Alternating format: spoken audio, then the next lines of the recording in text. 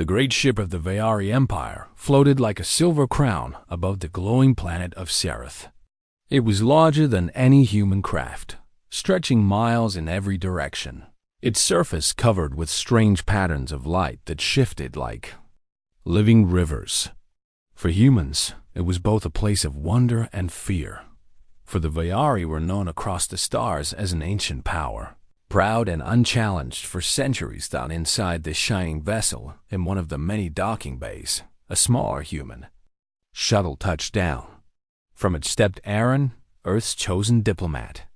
He wore the simple dark uniform of the Terran Alliance, with no ornament or weapon.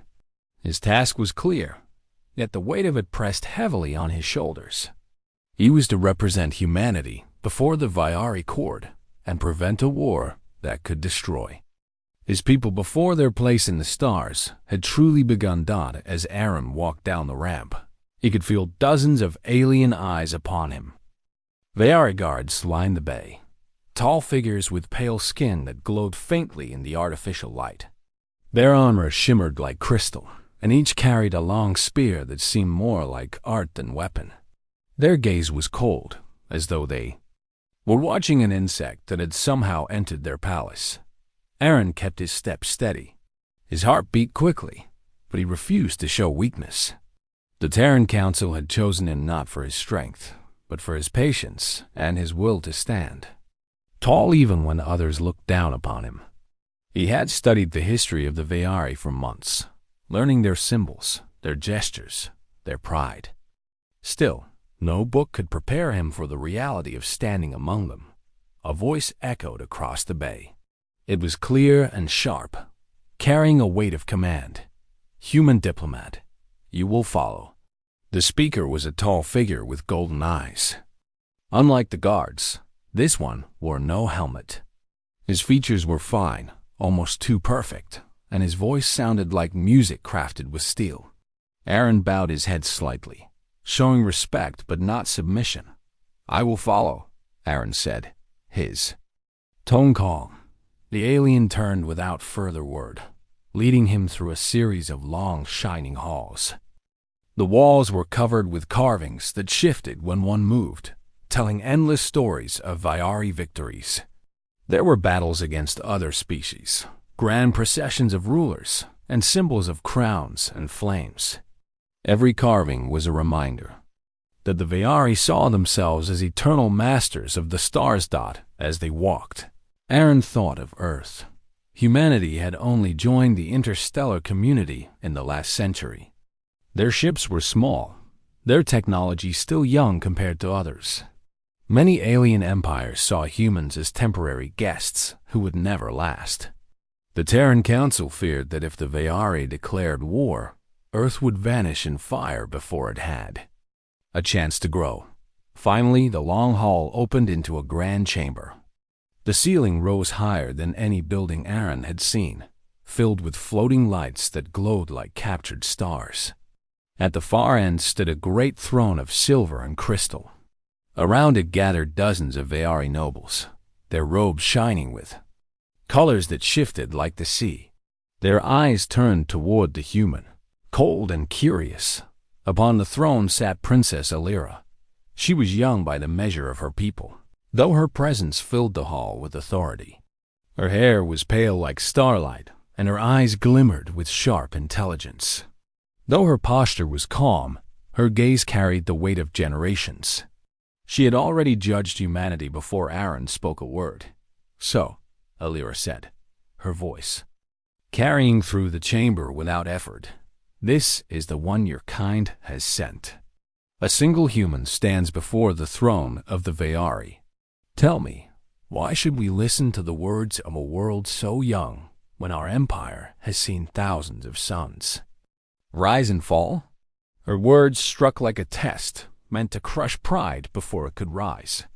The nobles around her smirked faintly, expecting the human to tremble, to bow deeply, to beg for peace in a voice filled with fear. But Aaron did not bow lower than respect demanded. He looked up at the princess with steady eyes. His voice was quiet, yet clear enough to reach every corner of the chamber. Because even a young world can grow, Aaron answered. And because peace is worth more than conquest. I do not come here to challenge your history, Princess Alira. I come to ask for a future that belongs not only to the old, but also to the new. A murmur moved through the court. The nobles whispered to each other, some with surprise, others with disapproval. No envoy had ever spoken with such directness before the throne. To stand tall in the presence of the Veari was seen as arrogance, yet to kneel too low was weakness. Aaron had chosen a middle path, one that showed respect but not surrender. Alira's gaze sharpened. She had expected fear. She had expected a man who would bow and stumble through careful phrases. Instead, she saw one who held his ground. A part of her was displeased, yet another part found her curiosity awakened. You speak of the future as if it belongs to you, she said slowly, but your people are small. Do you believe humans can stand among the stars without the shadow of greater powers? Aaron's heart pounded. Every word mattered. He thought of his family on Earth, of the children who looked at the night sky with dreams, of the millions who trusted that peace was possible. He breathed once and answered, firm and simple. We do not ask to rule the stars. We ask only to share them. We believe every people, no matter how old or young, has a right to seek its place. That is why I am here. Not with weapons, not with demands, but with words. The chamber grew quiet. Even the guards seemed still, as though waiting for Alira's response. The princess studied him for a long moment. Her expression did not soften, yet her silence spoke of thought. She had dismissed humanity before as fragile, as unworthy of her time. Yet this single diplomat stood before her throne without breaking. His courage, small though it seemed, had marked the beginning of something unexpected. Very well, Alira said at last. You will be heard. Let us see if your words hold more than empty breath. The court stirred, surprised by her decision. Aaron bowed once more, respectful but unbroken. His mission had only begun, yet already the first step had been taken. Against the cold throne of the Veari, a human voice had refused to fade, and the future of Earth rested on the strength of that voice. The great chamber of the Veari throne remained heavy with silence after Aaron's first words. The human diplomat stood in the center of the hall, surrounded by towering nobles whose robes shimmered like flowing jewels. Their gazes were sharp, their whispers soft but filled with judgment. To them, he was small, fragile, an outsider daring to stand where few would ever be allowed. Princess Alira leaned back against her throne. The throne itself was carved from a single piece of crystal mined from the core of a dying star, a relic, older than human civilization itself. It reflected her pale light, making her appear almost untouchable. Her voice, when she finally spoke again, was calm but edged with frost. You stand boldly for one so untested, she said, her eyes locked on Aaron. Perhaps you mistake our tolerance for weakness. Do you not see where you are? You stand before the throne of an empire that has never bent to another. Empires greater than yours have tried, and they no longer exist. The nobles murmured in agreement. Some smiled coldly, expecting the human to falter. Aaron could feel the weight of their eyes pressing down on him. He breathed slowly, steadying himself, remembering the teachings of his mentors. Hold your ground. Speak with truth. Respect without submission. I see where I am. Aaron replied, his voice even. I stand in the heart of the Veari Empire, before its princess and her court. I see the power in this hall, and I do not deny it. But power alone does not build peace. Power without balance leads only to endless war. The words carried across the chamber. For a moment, there was quiet. Then laughter rose from one of the nobles. It was sharp, almost cruel. A tall figure with robes the color of burning gold stepped forward. His voice echoed. Peace. the noble repeated with disdain. Hear the humans speak of peace, as if he understands the weight of centuries. What do your people know of peace? You are children of a single world. We have fought wars across 10,000 suns. We have crushed fleets that could have swallowed your planet whole. The hall filled with low voices, many nodding in agreement. Aaron did not step back. He raised his head slightly, meeting the noble's eyes without anger. You have crushed many, Aaron said, calm and clear. And yet here I stand, uncrushed. Perhaps that alone should give you pause. Humanity is small, yes. Young, yes. But that does not mean weak. We endure. We rise. We learn.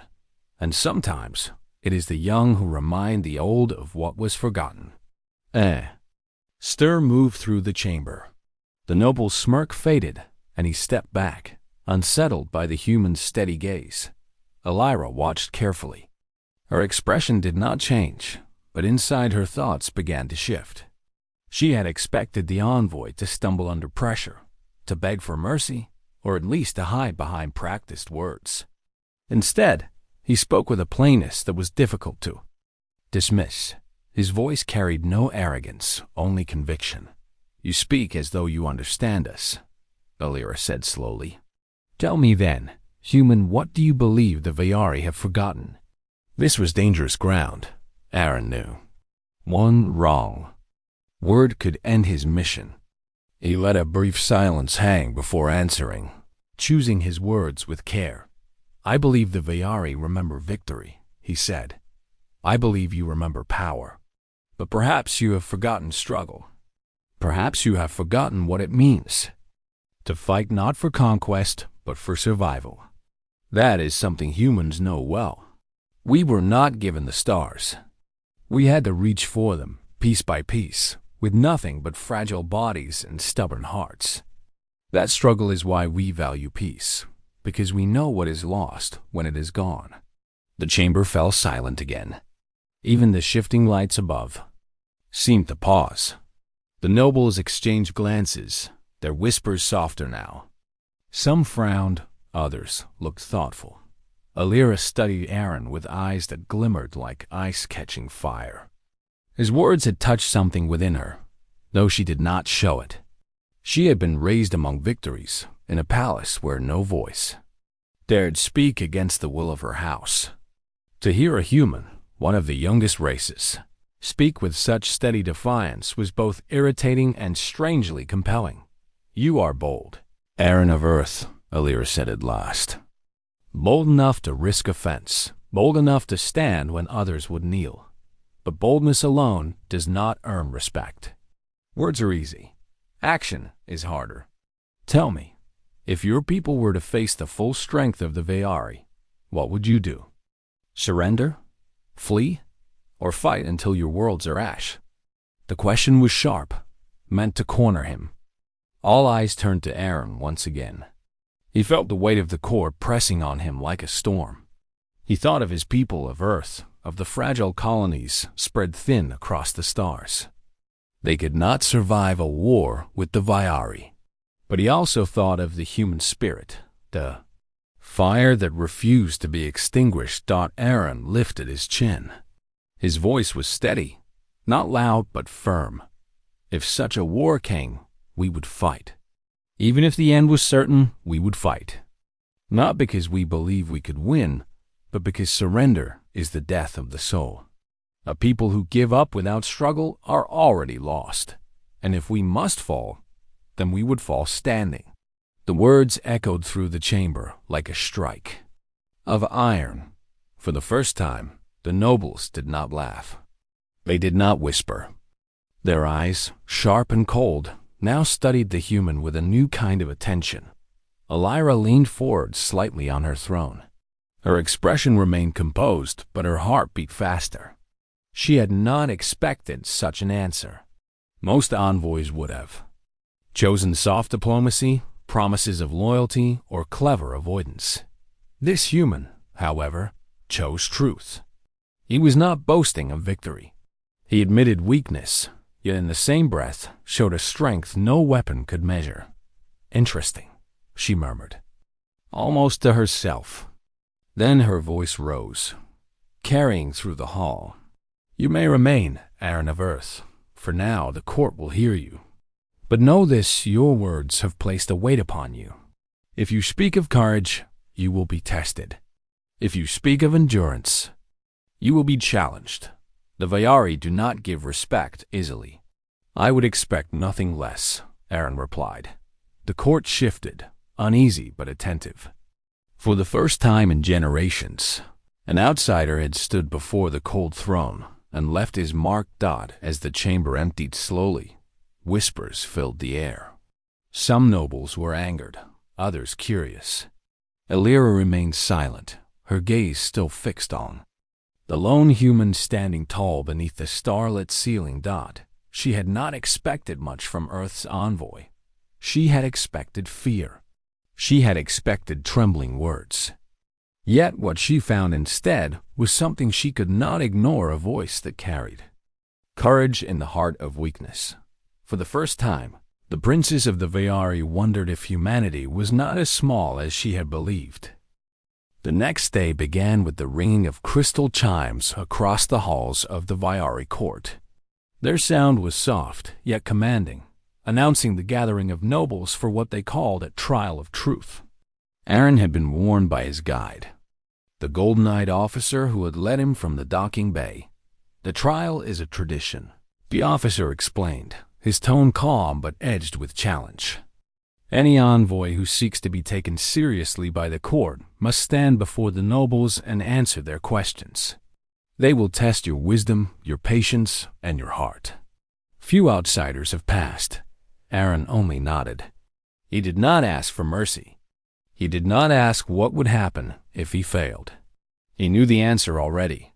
If he faltered, if he appeared weak or dishonest, the Vayari would dismiss humanity entirely. His people's hope rested on the strength of his words.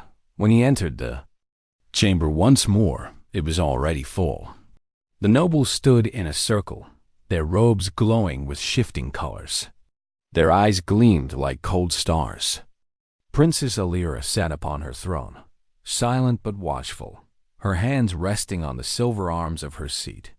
Aaron was brought to the center. No guards stood near him. The test was not of weapons, but of spirit. The floor beneath him glowed faintly, as though the chamber itself was alive and listening. A tall noble in deep blue robes stepped forward first. His voice was sharp, his tone filled with pride. "Human," he began, "your people claim a right to the stars, yet you bring no fleets of conquest, no wealth, no ancient heritage. Tell us, what gives your kind the right to stand among us?" The words were designed to corner him, to expose weakness. Aaron took a breath before answering. "We do not claim the stars as ours," he said. "We claim only the right to seek them. We do not measure our worth by fleets or treasures of the past, but by the will to rise.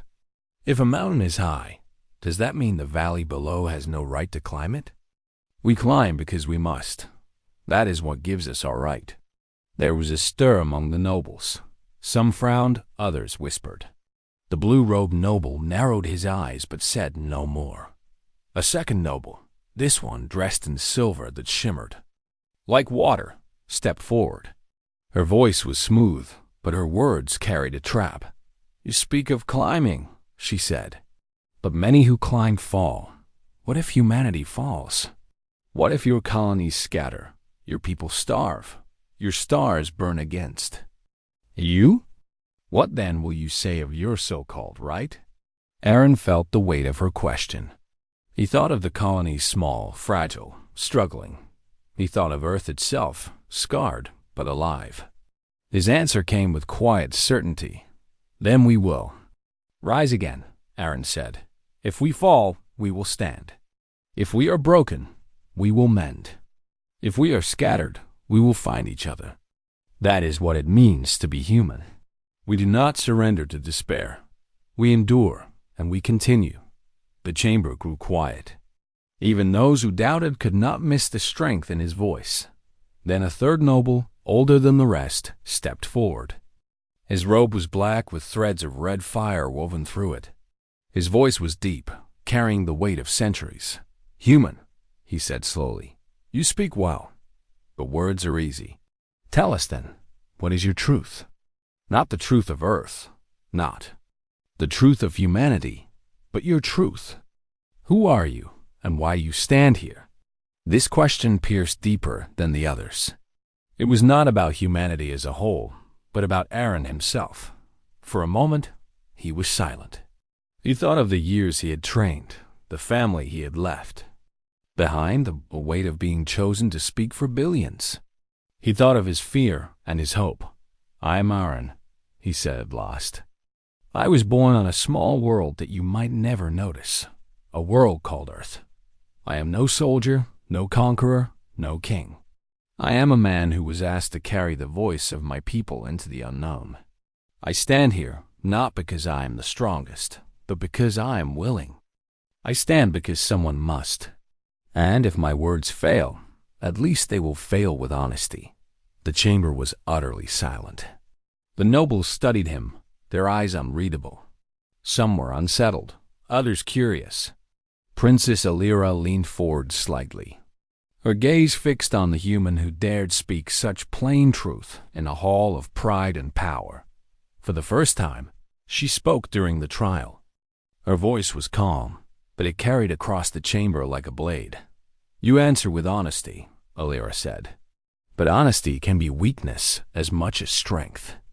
Tell me, Aaron of Earth, if the only path to peace required you to deceive, to speak falsehood for the greater good, would you do it?" The question struck him hard. He knew the Veyari valued cunning, yet he also knew humanity's place depended on trust. He closed his eyes for a moment, thinking, then opened them with steady resolve. "I would not lie for peace," he said, "because peace built on lies will break. Trust is stronger than fear. If I cannot win trust with truth, then I have already failed." The court stirred once more, louder this time. Some nobles shook their heads, calling him naive. Others looked thoughtful, even impressed. Alira's expression remained unreadable, but inside her heart stirred. She had never heard such words from another envoy. Most sought to please, to twist, truths to survive. Yet this human chose the harder path, risking rejection to hold to his belief. The trial ended with no final judgment. The nobles returned to their places, still whispering. The chimes rang once more, and the glow of the chamber. Dimmed. Aaron stood alone at the center, his breath steady but his body heavy with exhaustion. He had faced their questions, and though he did not know if he had convinced them, he knew he had spoken with honesty. As he turned to leave, Alira's voice called out, soft but carrying through the hall. "You spoke well, Aaron of Earth, too.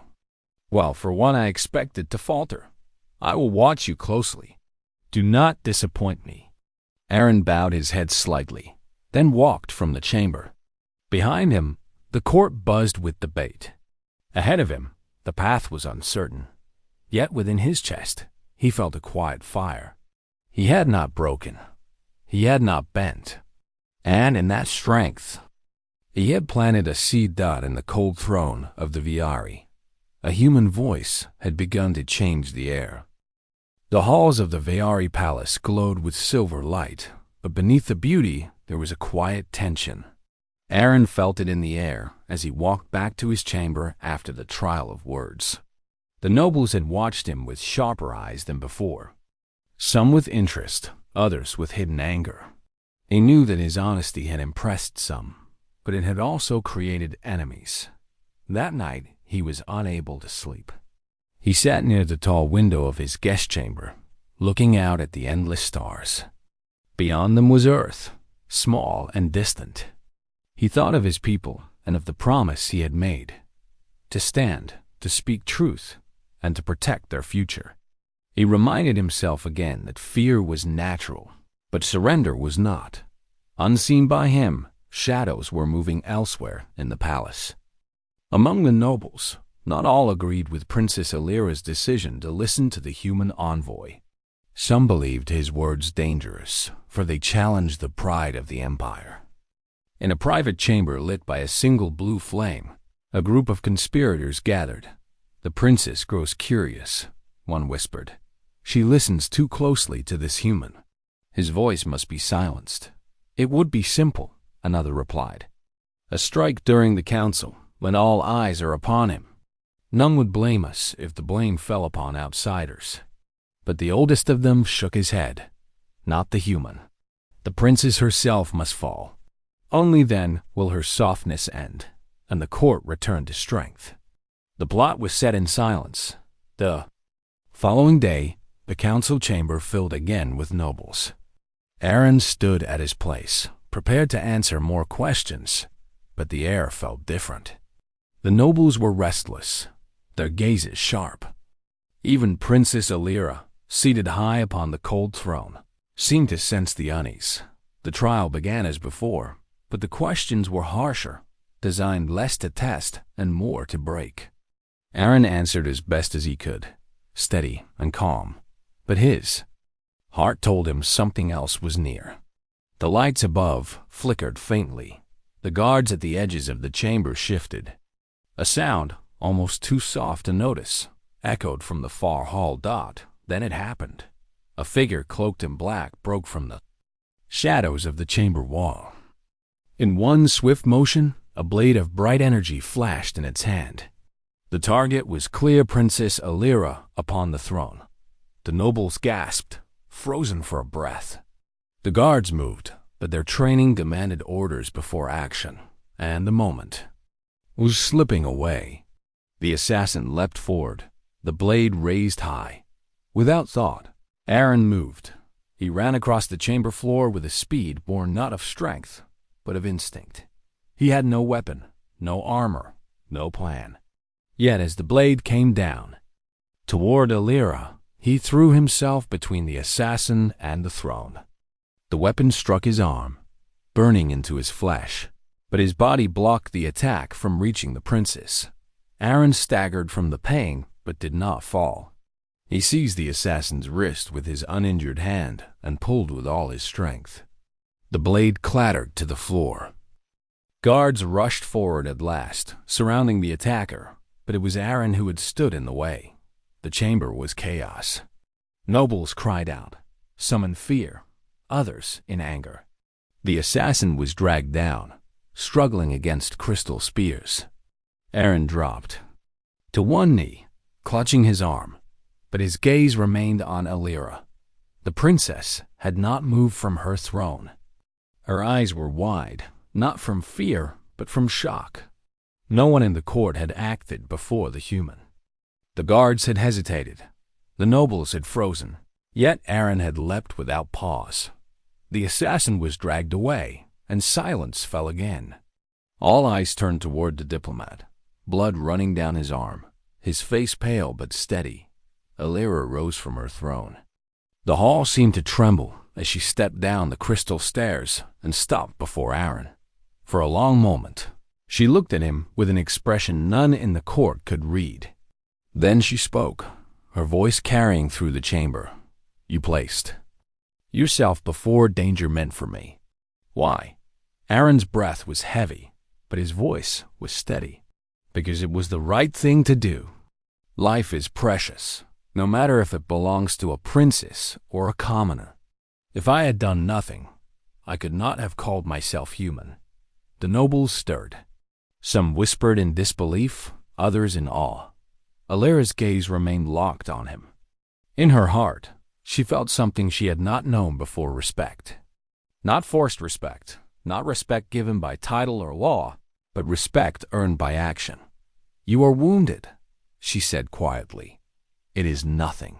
Aaron answered, though his arm burned with pain. Peace is worth far more than one wound. The chamber fell into silence once more. The nobles were unsettled. They had seen courage not from their own kind, but from the envoy they had dismissed as weak. For the first time, they were forced to question their pride. Alira turned to her court, her voice sharp and commanding. "Let it be known that this human stood where none of you did. He risked his life for mine, though no oath bound him. Remember this day, for it will not be forgotten." Her words struck the nobles like thunder. None dared argue, for the truth was before their eyes. Aaron had passed no test of words this time. He had passed the test of action. Later, when Aaron was taken to be treated, Illyra remained in the hall, deep in thought. She had been raised to believe humans were fragile, unworthy of the empires. Notice. Yet today, she had seen a single man act with bravery greater than any noble in her court, and in that moment, she realized something new. The human's courage was not born of power, but of choice. It was a kind of strength she had not expected and could not ignore. The halls of the Bravery palace had never been so restless. After the attempt on Princess Illyra's life, the court was shaken. Nobles whispered in corners. Guards moved with sharper eyes, and the air itself felt heavy with suspicion. The assassin had been captured, but questions remained unanswered. Who had sent him? How had he entered the most guarded chamber in the empire? Aaron lay in a healing chamber, his arm wrapped in a band of glowing crystal that slowly repaired the wound. The pain was still sharp, but he refused to rest. When the healers told him to sleep, he shook his head. "Not now," he said. "There is still work to be done." Word of his bravery had spread quickly. Servants whispered his name with awe. Guards who once looked at him with disdain now gave him respectful nods. Yet not all were pleased. Some nobles resented that an outsider had shown courage when they themselves had not. They saw it as a stain on their honor. Princess Illyra visited him the next morning.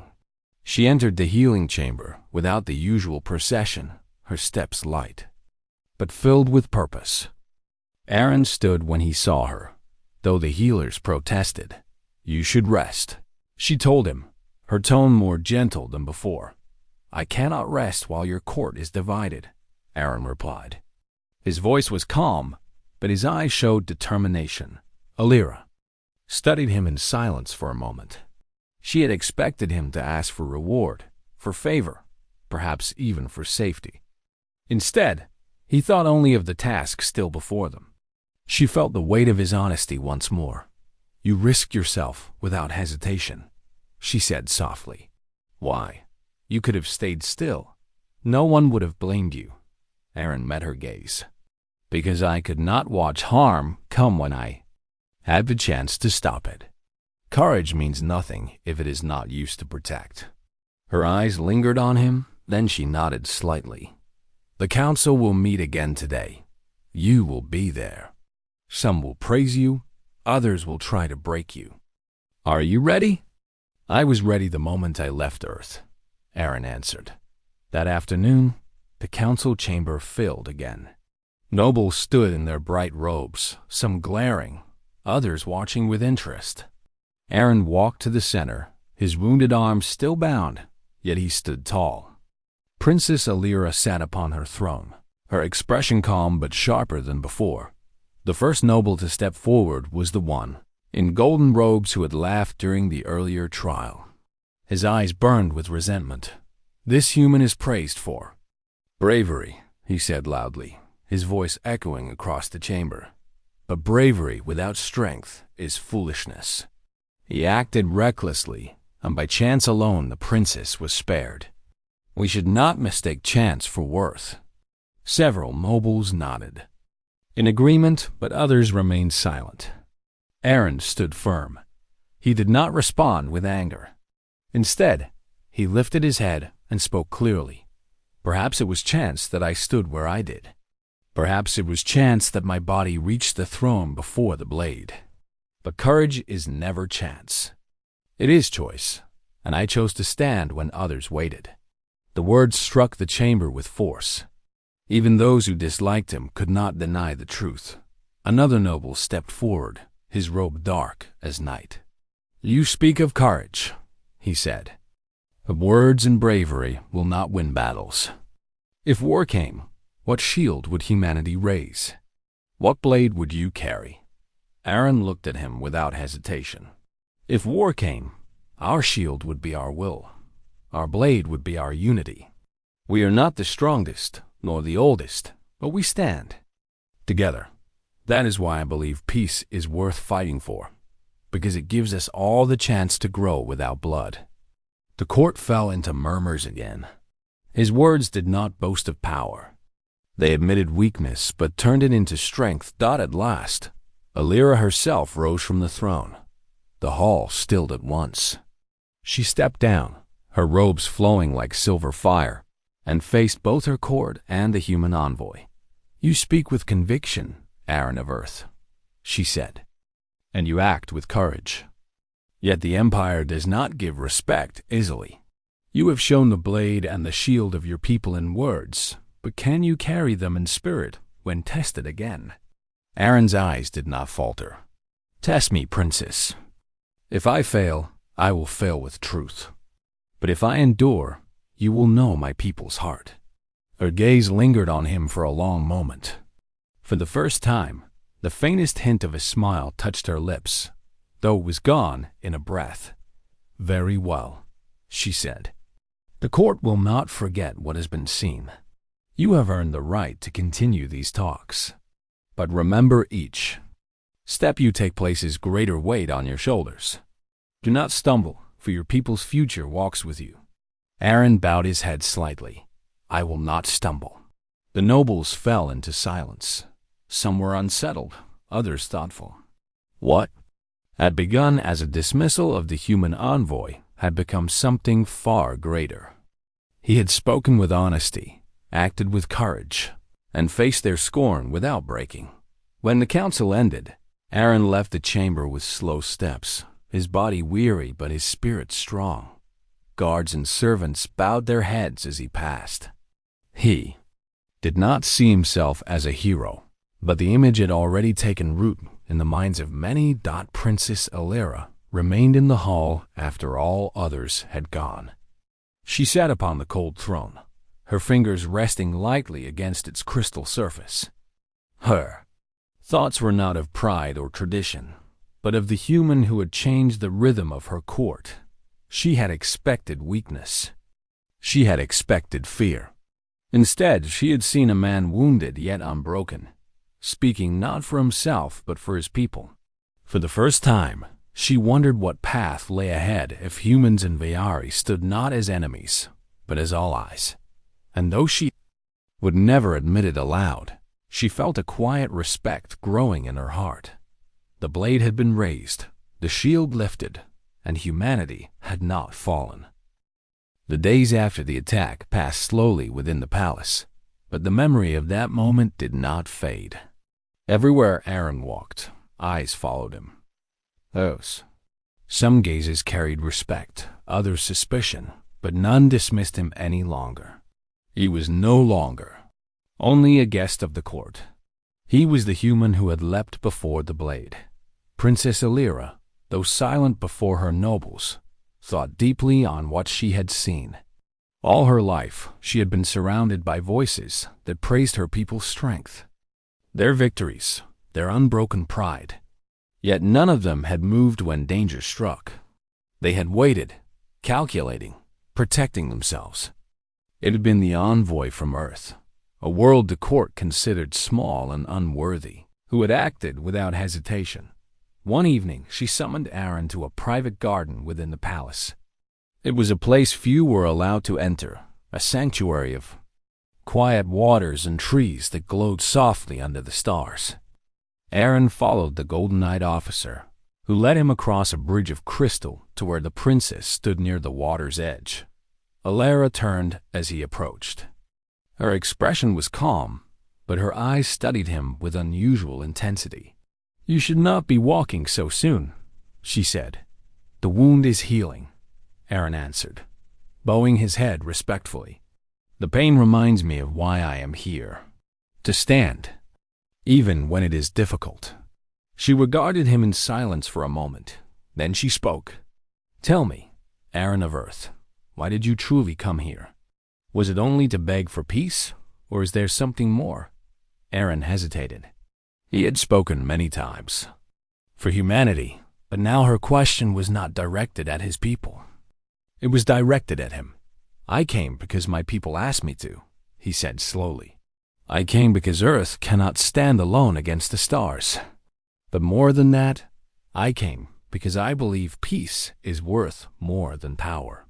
If we can find understanding, then no empire, no planet needs to fall into endless war. Her gaze remained steady. Many envoys before you have spoken of peace. Yet none of them risked their lives for me. You are different. Do you know why that surprises me? Aaron shook his head. I can only guess. Because I thought humans weak, Illyra admitted, her voice softer than before. Fragile, short-lived, driven by desperation. I thought your words would be empty, your spirit easily broken. But I was wrong. You carry a kind of strength I do not understand.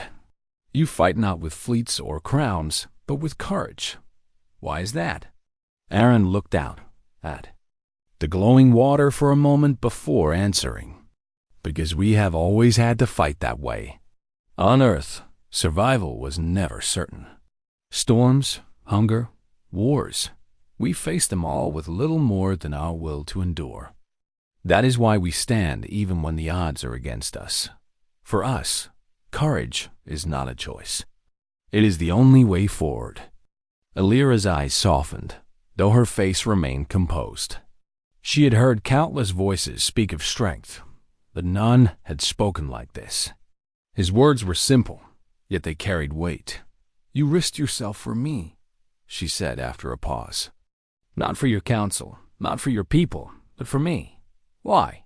Aaron turned back to her, his voice firm yet gentle.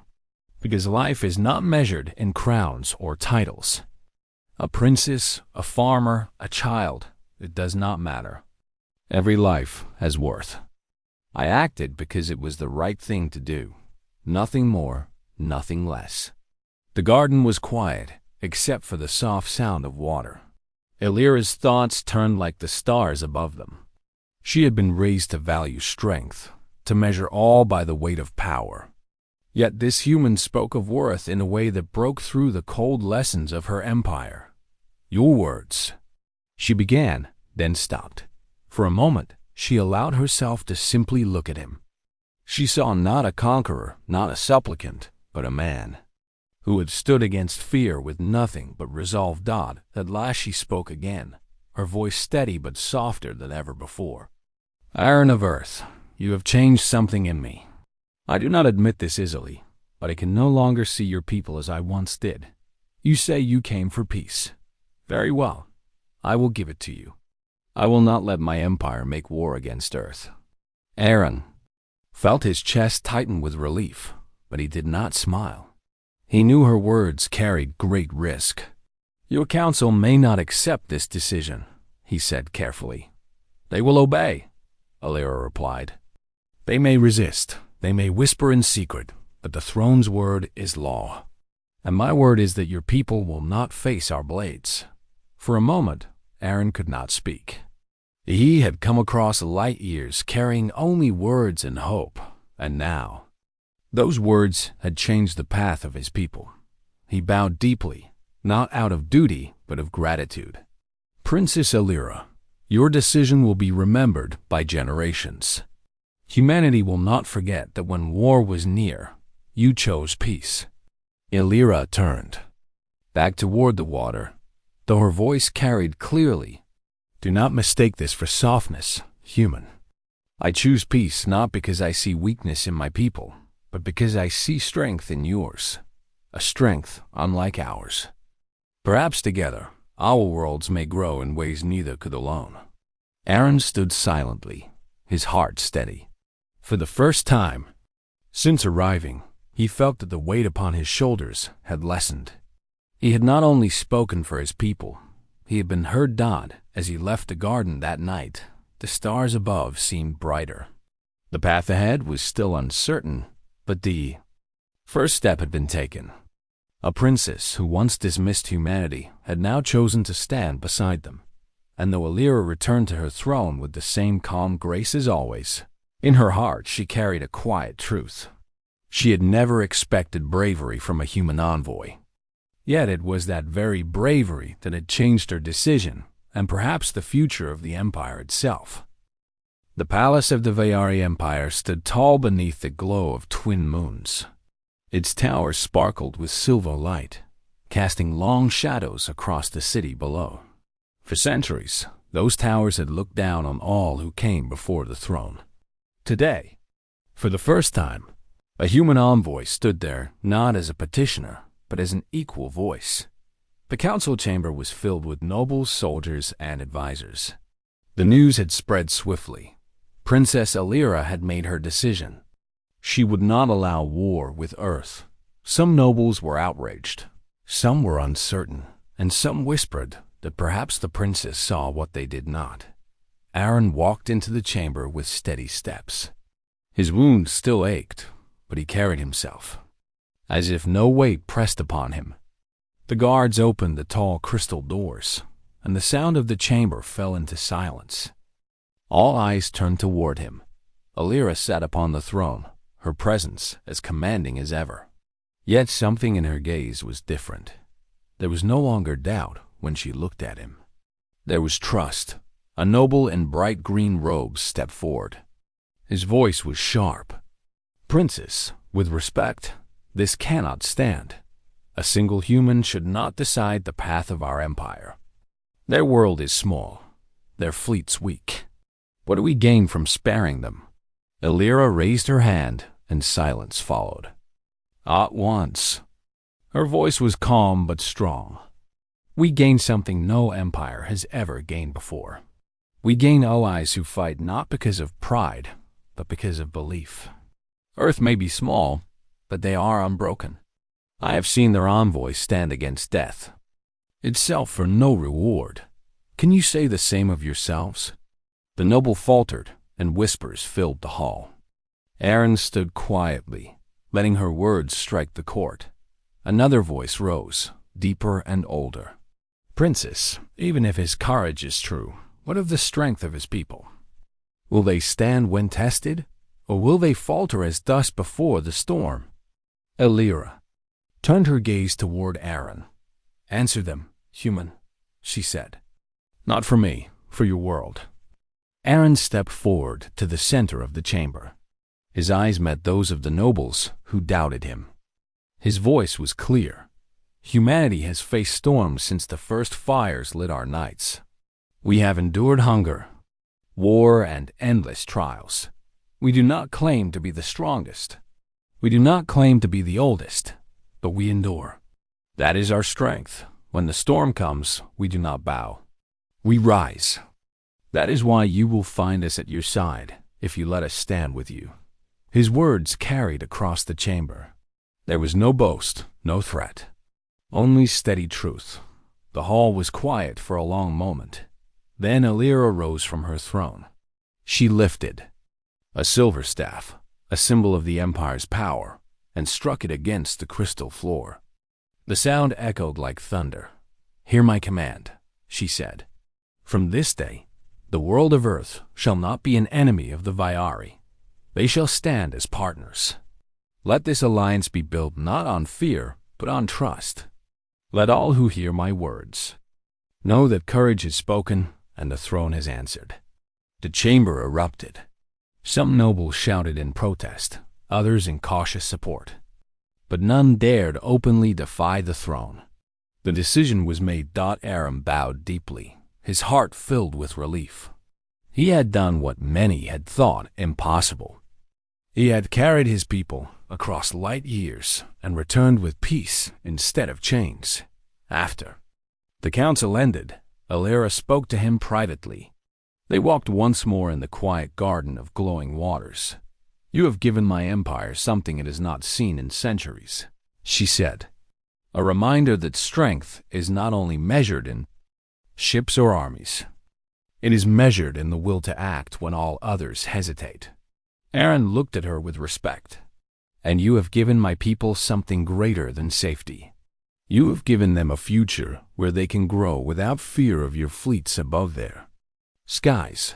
She paused, then asked, "Do you trust me, Aaron?" He considered her carefully. She was a princess raised among power, a ruler bound by duty, a leader who could crush worlds with a command. Yet she had chosen another path. "Yes," he said simply, "I trust you." For the first time, she allowed herself a small smile. "Then this alliance will hold." The days that followed were filled with preparation. Messages were sent across the empire, announcing the new bond.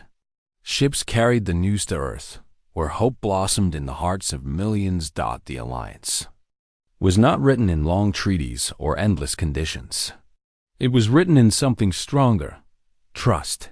Trust born from the moment a human diplomat stood unafraid, and a princess chose peace instead of war. When Aaron prepared to leave the palace, Elira stood at the gates to see him off. Guards and nobles gathered, watching as the envoy of Earth prepared to return home. "You will return to your world as more than a diplomat," Elira said. "You will return as a symbol. Do not forget the weight you carry." "I will not forget," Aaron promised. "And I will tell my people of the princess who saw courage where no one else did." The ship's engines roared to life, ready to take him back across the stars. As he stepped aboard, Aaron looked back one last time. Elira stood tall, her figure framed by the silver towers of her empire. Their eyes met, and no words were needed. The ship rose into the sky, leaving the palace behind. But the bond formed there would not fade. It would grow, as Earth and the Vayari walked a new path together. The stars stretched before Aaron as the ship leapt into the dark. He thought of his people waiting for him, of the fear that had once clouded their future. Now that fear was gone. In its place stood hope, forged by trust and sealed by courage. And in the halls of the Vayari Empire, Princess Elira returned to her throne. Her court still whispered, still questioned, but she no longer cared for their doubts. She had made her choice. She had chosen not only for herself, but for the future of two worlds. The story of the human diplomat and the alien princess would be told for generations, not as a tale of war, but as the beginning of something greater. For in the vastness of the galaxy, where countless empires rose and fell, a single act of bravery had built an alliance of trust.